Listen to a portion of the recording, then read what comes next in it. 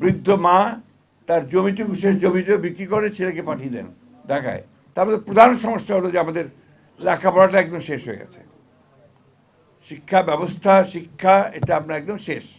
ওটার মধ্যে কিছু অবশিষ্ট আছে আমার কাছে মনে হয় না। কেউ গঠন করেছে, কিন্তু শিক্ষা সংস্কারের কোনো কমিশন হয়নি, যেটা সবচেয়ে আগে প্রয়োজন ছিল, যেটা আমি মনে করি যে এটা সবচেয়ে আগে দরকার ছিল।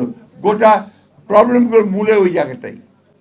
আমি যদি আমার যদি শিক্ষাটাই ঠিক না হয়, জ্ঞান যদি আমার না থাকে, তাহলে আমি কি দিতে পারবো বা কি নিতে পারবো, বা সমাজে কোন পরিবর্তনটা আমি আনতে পারবো, আমি নিজের পরিবারের জন্য বা কী পরিবর্তন আনতে পারবো। আপনার দেখুন মেডিকেল কলেজগুলোতে পরীক্ষার রেজাল্ট কালকে বেরিয়েছে বোধ হয়, তাই না?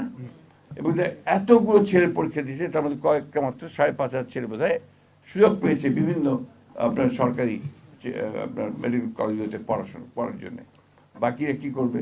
আবার তাদেরকে, সবচেয়ে মজার ব্যাপার হচ্ছে হাই স্কুলে লটারি করে ভর্তি হয়। আমি উদাহরণ দিই, আমার ঠাকুরগাঁ জেলা স্কুল, সেখানে লটারি করে ঠাকুরগাঁ ছেলেরা পরীক্ষা দিয়েছে। ক্লাস 3-তে যে ছেলে ভর্তি হবে তাকে যেতে হচ্ছে আপনার গাইবান্ধা স্কুলে। এটা কোন ব্যবস্থা? কি লাভ এটাতে? কি তৈরি হচ্ছে আমি কিচ্ছু বুঝতে পারি না।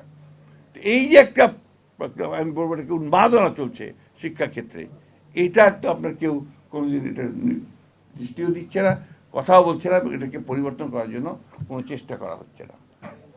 আমাদের বাংলাদেশের অনেক অনেক অনেক সমস্যা, তার মধ্যে প্রধান সমস্যা হলো যে আমাদের লেখাপড়াটা একদম শেষ হয়ে গেছে।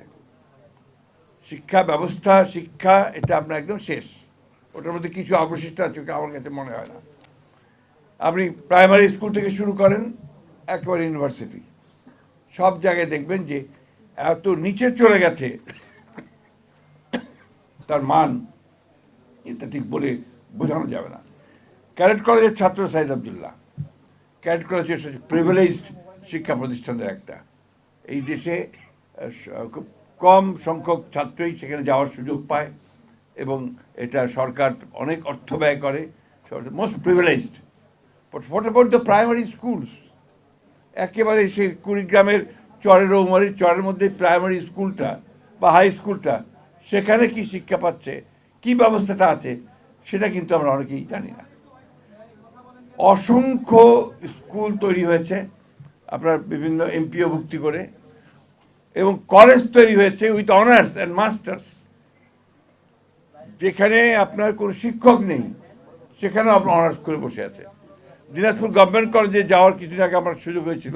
আমার চাকরি জীবনের শুরুতে আমি দিনাজপুর গভর্নমেন্ট কলেজে কাজ করেছিলাম। সেখানে একটা ডিপার্টমেন্ট আছে, অ্যাকাউন্টেন্সি ডিপার্টমেন্ট, যার মাত্র একজন শিক্ষক, অনার্স আছে, মাস্টার্স আছে, অনলি ওয়ান টিচার। এখন আপনারা বলুন যে এই কলেজগুলোর কী প্রয়োজন আছে?